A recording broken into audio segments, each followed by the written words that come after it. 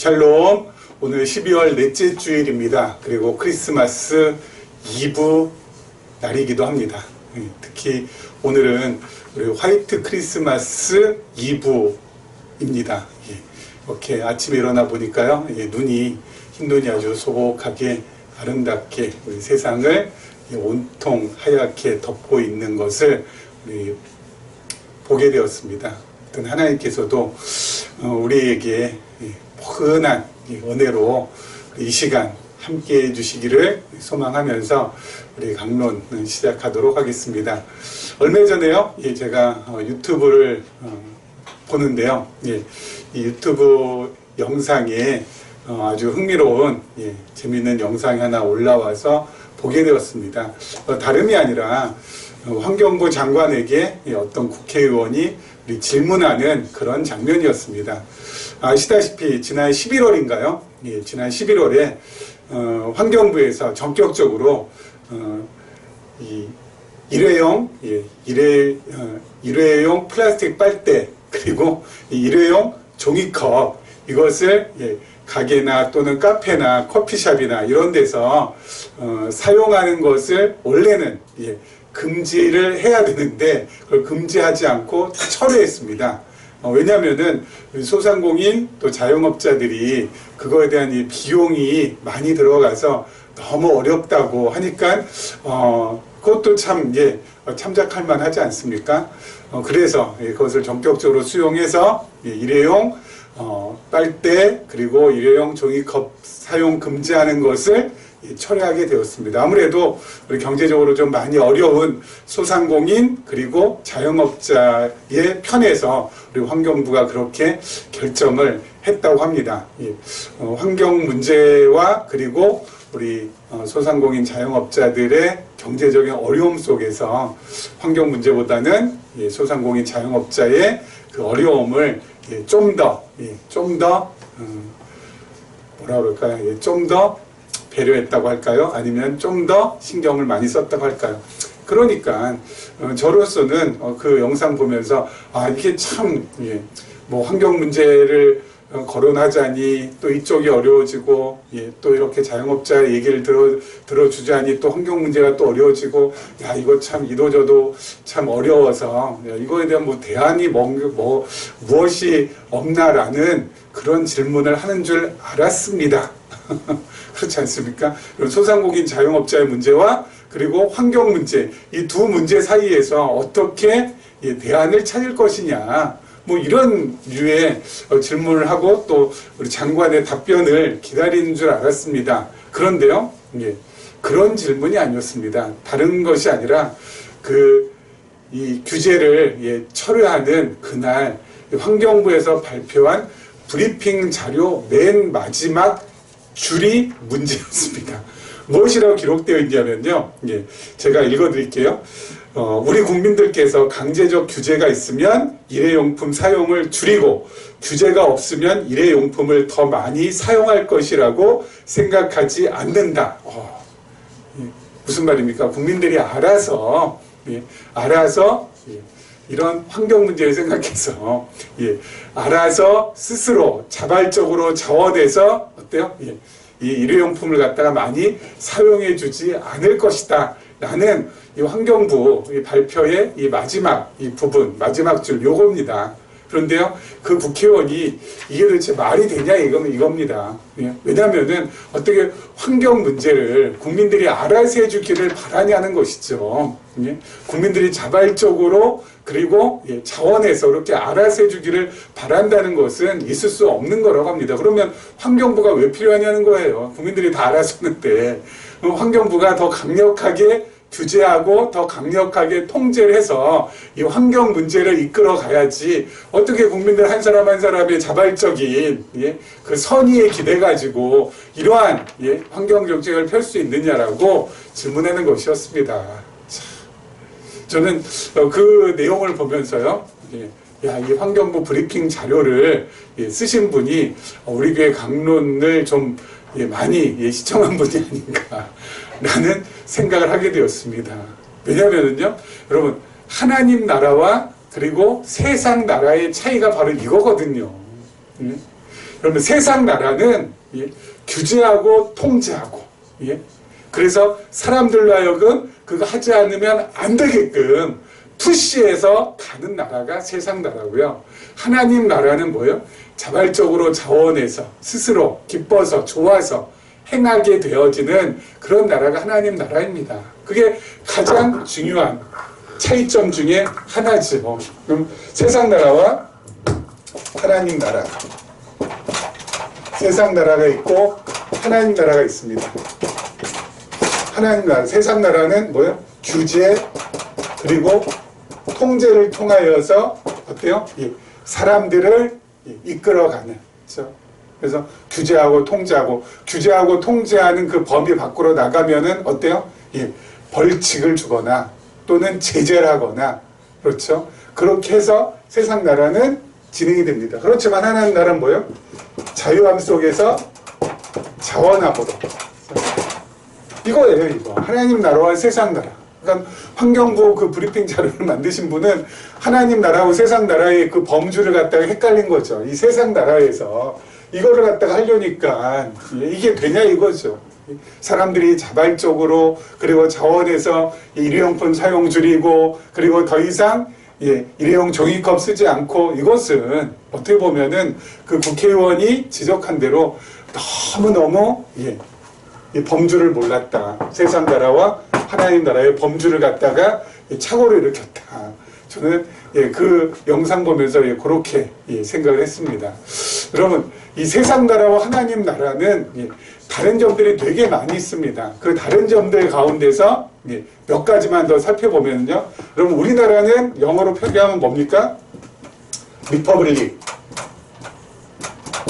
오브 코리아입니다. 그렇죠? 리퍼블릭 오브 코리아. 그리고 하나님 나라는 영어로 표기하면 뭡니까?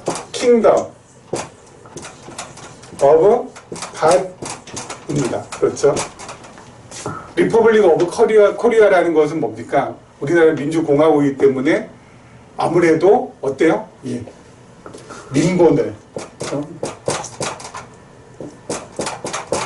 민본을 지향하는 그런 나라일 수밖에 없습니다. 모든 주권이 국민에게 있고 국민으로부터 나오고, 우리나라 헌법에 보면요. 하지만 킹덤 오브 갓, 하나님 나라는 뭐예요? 신본입니다. 신본. 하나님이 본이 되는 나라, 하나님이 근본이 되는 나라가 바로 하나님의 나라. 그렇죠? 이게 가장 큰 차이. 그렇죠? 민본과 신본. 그렇죠? 인간이 중심이냐, 하나님이 중심이냐. 이게 가장 또 큰 차이점 중에 하나이고, 그리고 또 한 가지가 있습니다. 여러분, 이 리퍼블릭 오브 코리아, 세상 나라는 다른 책으로 좀 써야 되겠네요. 세상 나라는 주로 법치주의입니다. 그렇죠? 법치주의. 그렇죠? 법으로 다스리는 나라가 세상 나라지만 하나님 나라는 법으로 다스리는 나라가 아닙니다. 그럼 무엇으로 다스립니까? 애치주의입니다. 애치는 뭐예요? 사랑으로 다스리는 나라. 그러니까 완전히 다르죠. 법으로 매고 법으로 구속하고 그거고, 하나님 나라는 사랑으로, 하나님의 사랑을 깨달아 알므로 우리가 어때요? 그 하나님의 사랑에 감동하고 감격하고 감사하면서 자원하는 마음으로, 정말 하나님 앞에 사랑하는 그 마음으로 우리가 행하게 되는 그런 나라. 그렇죠? 법으로, 여기는 사랑으로. 완전히 다르죠. 그리고 또 한 가지가 있습니다. 여기는 수직 문화입니다. 우리는 지체 문화입니다. 뭐가 가장 크게 다를까요? 수직 문화이기 때문에 위로 올라가려고 서로 경쟁하고 갈등하고 아웅다웅 아둥바둥 싸우고 난리를 치지만은, 지체 문화는 뭐예요? 우리가 머리는 그리스도. 그렇죠? 우리의 머리는 그리스도고 우리는 모두 뭐예요? 몸입니다. 몸의 지체이기 때문에 우리 지체가 아둥바둥 서로 싸우면은 싸울수록 어때요? 이거는 온전한 몸이 될 수가 없는 거죠. 여러분, 오른손하고 왼손하고 날마다 싸운다고 생각해 보세요. 이게 제대로 된 몸이 이게 굴러가게 됩니까? 어때요? 우리는 서로 포용하고 배려하고 완전히 다르죠. 수직 문화와 지체 문화. 그리고 또 마지막으로 여기는 복제를 꿈꿉니다.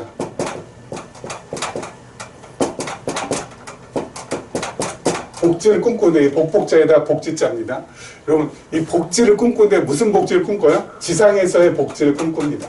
그래서 세상 나라, 지상 낙원, 유토피아. 세상의 이 땅에서의 복지를 갖다 꿈꾸지만 우리는 뭐예요? 영원한 복지죠. 영원한 복지를 꿈꿉니다. 이 땅이 아니라 영원한 나라에서의 복지. 영원한 나라에서의 복지를 갖다가 지향하는 것이 어디 갔습니까? 킹덤 오브 가시고 이 땅에서의 복지를 지향하는 것이 리퍼블릭 오브 코리아. 그렇죠? 하나님 나라와 세상 나라는 이렇게 서로 좁힐 수 없는 커다란 차이가 있다는 거. 그렇죠?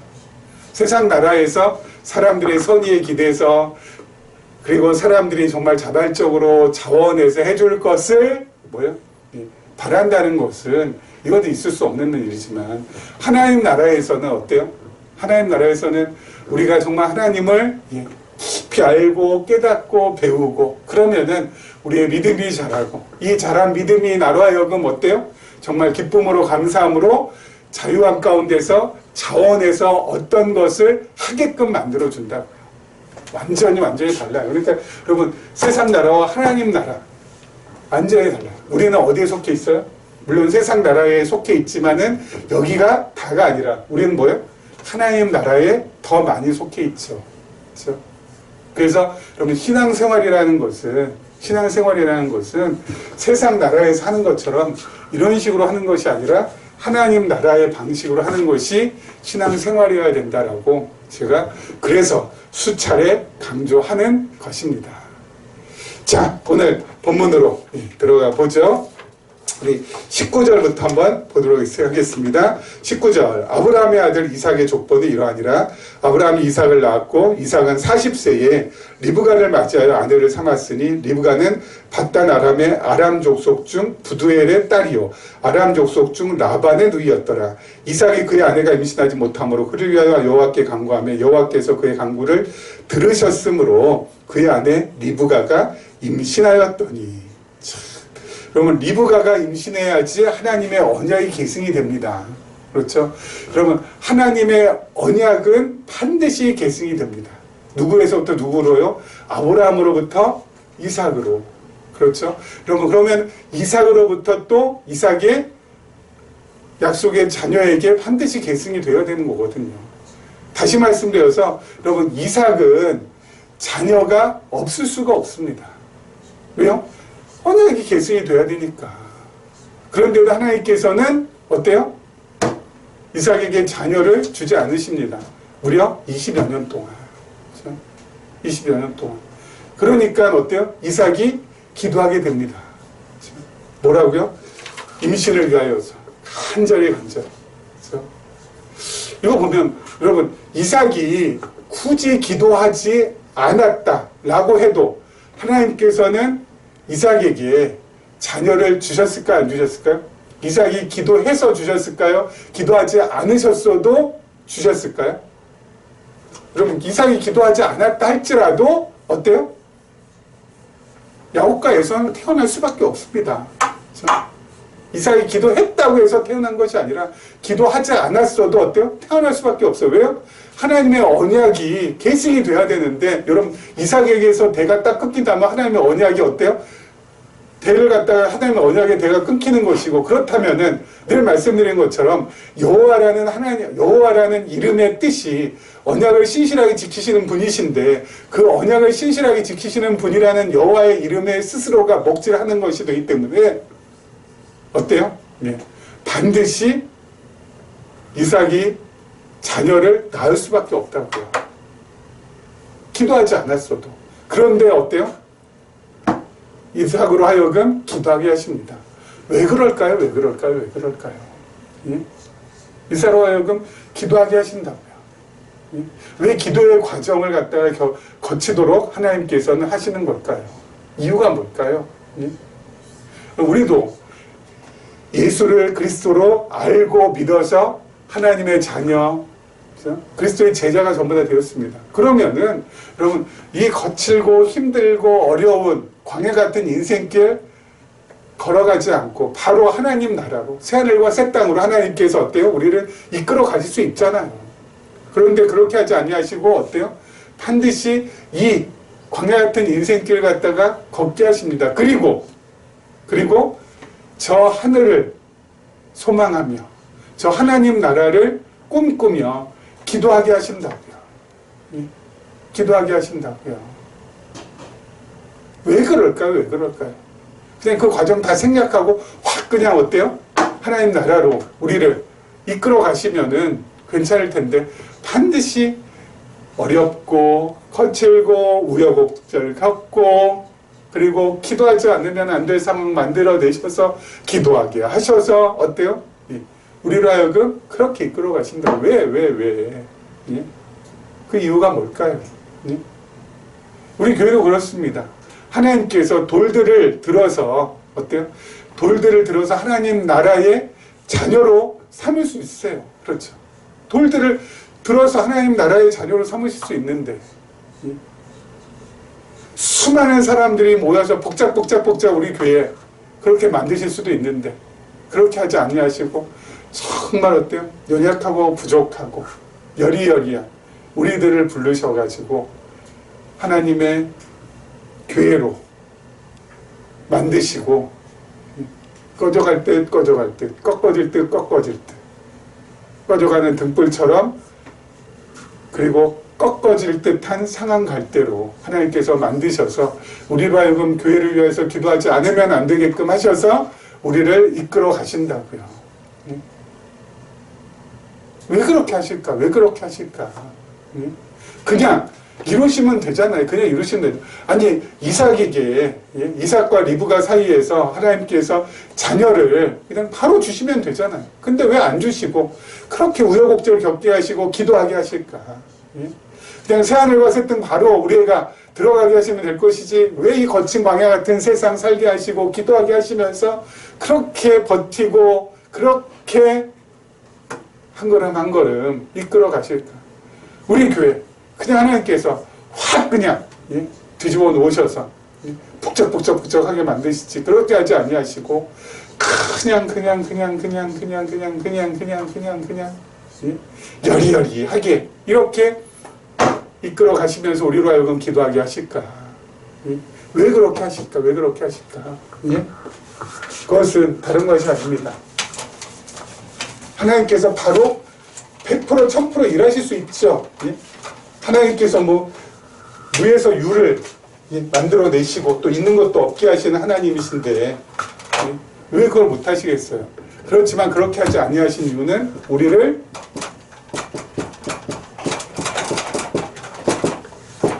동역자로 삼으셨기 때문에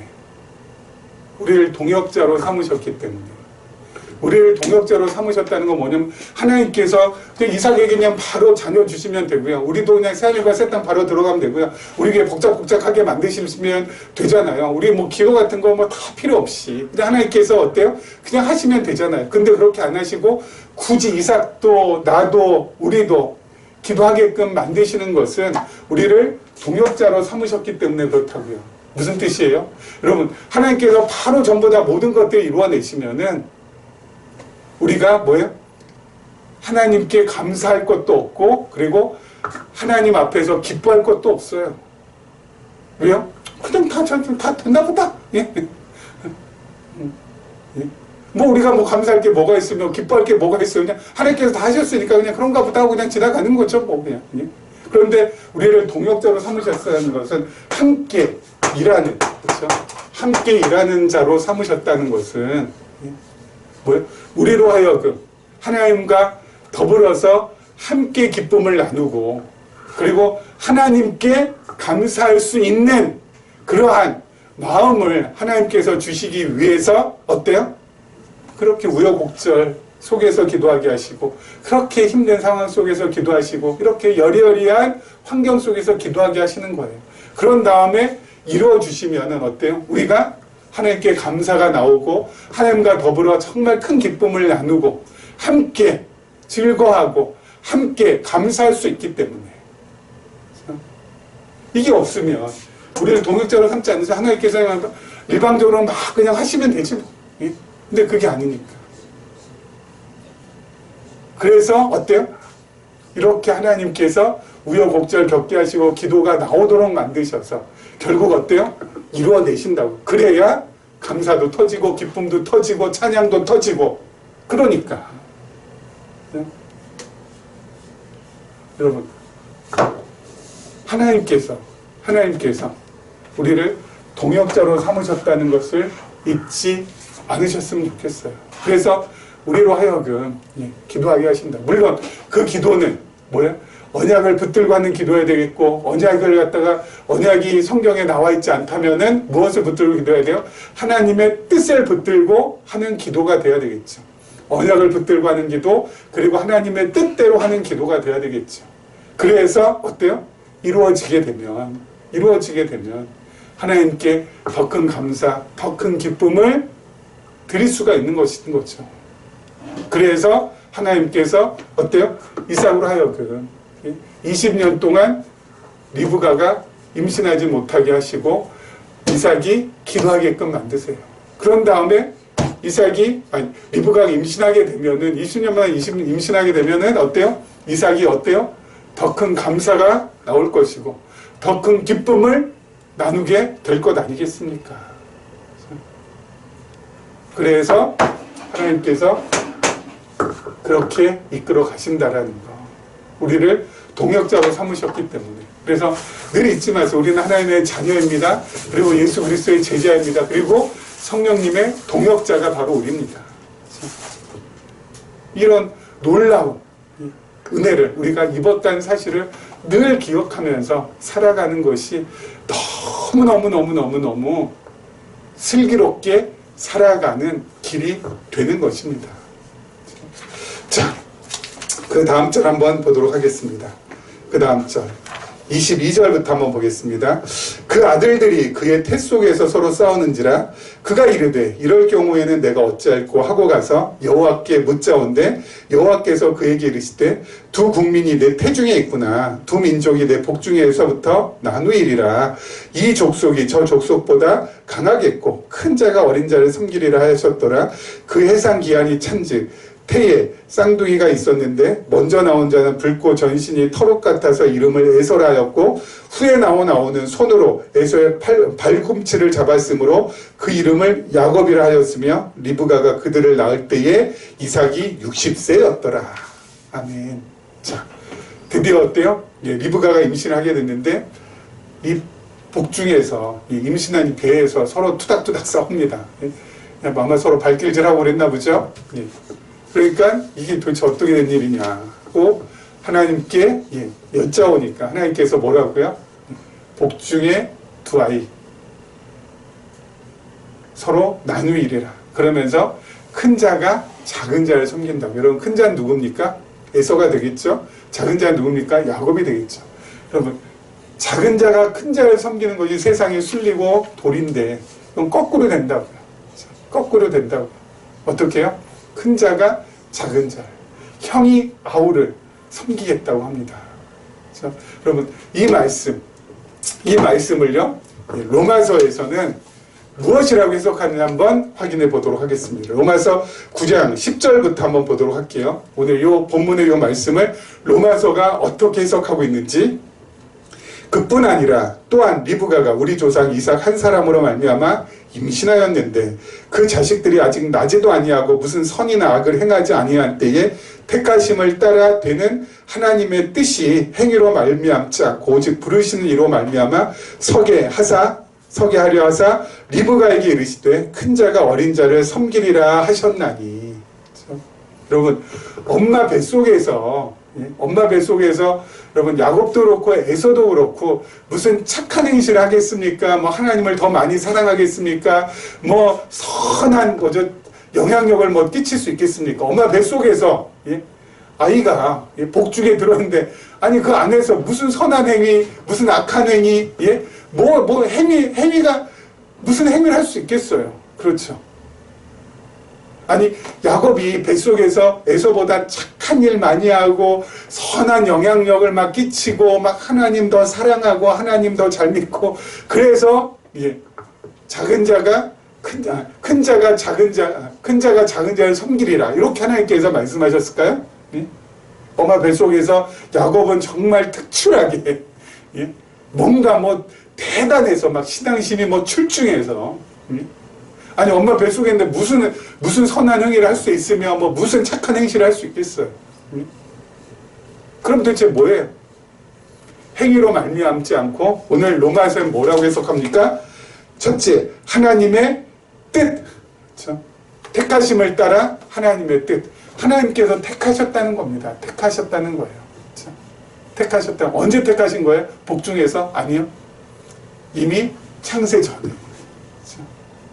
야곱과 에서를 하나님께서 보시고 야곱은 택하시고 에서는 택하지 않으셨다는 것이죠. 야곱은 언약의 자녀로 삼으시고 에서는 언약의 자녀로 삼지 않으셨다는 것이죠. 뭐에 따라서요?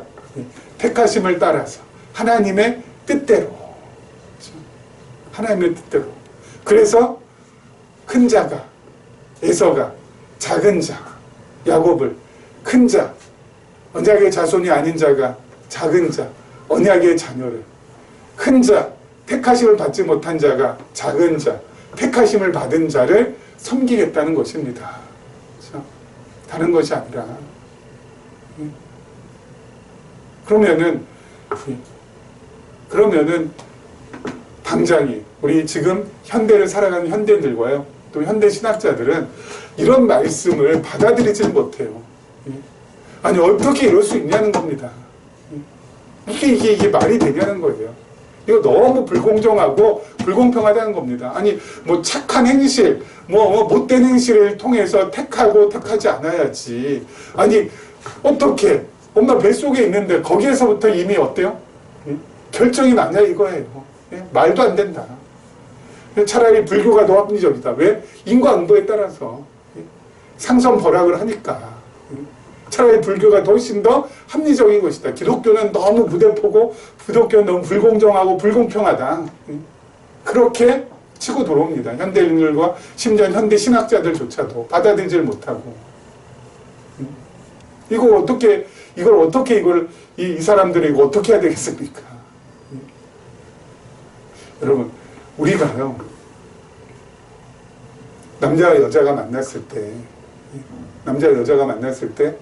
서로 어때요? 좋아하게 되고, 사랑하게 되고, 그리고 그 사랑의 결실로 결혼하게 되지 않습니까? 결혼까지 이르게 되잖아요. 그러면은, 여러분, 결혼에 이르는 그분들한테 한번 물어봐요. 아니, 왜, 이 신랑은, 아니, 세상의 이 신부보다도 훨씬 더 아리따고, 그리고 훨씬 더 실력 있고, 훨씬 더 여성스러운 그런 여인들이 많은데, 하필 왜 이 사람을 신부로 맞이하냐. 또 신부에게도 한번 물어보세요. 아니, 세상에 이 신랑보다 훨씬 더 잘생기고, 능력 있고, 돈 잘 벌고, 응? 정말 출중한 신랑감들이 세상에 그렇게 많은데 하필 왜 이 사람이냐. 그렇게 한번 물어봐요. 아니, 저 사람들 다 내비쳐두고 왜 이 사람 택했느냐. 물어보세요. 그럼 뭐라고 대답할까요? 뭐라고 대답할까요? 아니, 저 사람 택해야지. 왜 저 신랑감 택해야지. 왜 이 신랑을 택했느냐. 아니, 저 신부감 택해야지. 왜 이 신부를 택했느냐고 한번 물어보세요. 그럼 뭐라고 하겠습니까? 그거야? 내 뜻이고 내 마음이죠. 내가 그냥 마음에 드는 것. 그거 외에는 없는데. 아니, 내 신부보다 훨씬 더 출중해도 저 신부감은 내 마음에 들지 않는다는 겁니다. 그래서 지금 나의 사랑하는 이 신부를 나의 진짜 신부로 맞이한다는 거. 그렇게 대답할 거 아니에요. 아니, 인간도 어때요? 자기 의지와 자기 주권대로 자기 신부감을, 자기 신랑감을 선택할 수 있는 권한이 있는데, 아까 말씀드린 대로 무에서 유를 창조하시고, 그렇죠? 있는 것도 없게 만드시는 전능하신 하나님께서 그럴 권한이 정말 없을까요? 그럴 권한이 정말 없을까요? 인간도 그럴 권한이 있는데, 인간도. 아니, 신부감 택한 신랑에게 가가지고 당신 너무 불공정해, 불공평해. 왜 이 신부감만 택해? 저 신부감도 있고 요 신부감도 있는데 왜 지금 신부감만 택해? 라고 당신 불공정하고 불공평하다 그러면 신랑이 뭐라고 대답하겠어요? 저는 기가 막히고 코가 막히다고 하겠죠. 예? 말도 안 된다고 하겠죠. 그렇지 않겠어요? 여러분, 하나님께서 우리를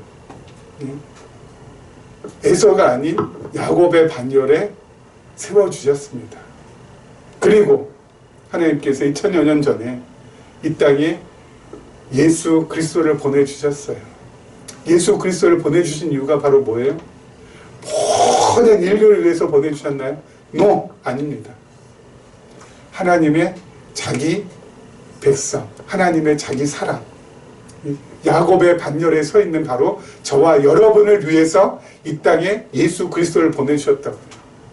이 땅에 예수 그리스도를 보내주셔서 어떻게 하셨어요? 저와 여러분, 하나님의 택함받은 자녀들의 모든 죄를 대신해서 속해 주시기 위해서 십자가에 달려 돌아가시게 하셨어요.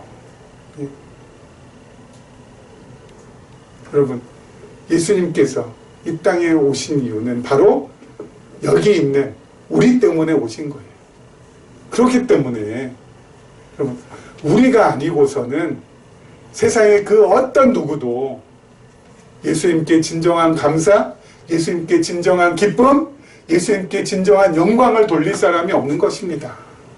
안 그래요? 네? 세상에 수많은 사람들이 크리스마스를 축하한다, 메리 크리스마스, 그리고 정말 뭐요? 성탄의 환한 빛, 화려한 조명과 불꽃을 밝힌다고 할지라도 예수님께서 정말 받아주시는 것은 그런 것이 아니라 뭐예요? 바로 저와 여러분이 예수님을 향한 진정한 감사, 예수님을 향한 진정한 찬양, 예수님을 향한 진정한 영광을 돌릴 때 그것을 받아주신다고요. 그렇다면 우리가 내일 성탄절인데 성탄을 맞이하면서 세상 그 누구보다 예수님을 기뻐하고 예수님께 감사하고 그리고 예수님께 나아가야 할 것입니다. 그렇지 않겠습니까? 이런 은혜가 성탄을 앞둔 오늘 우리 모두에게 임하길 주님의 이름으로 축원합니다.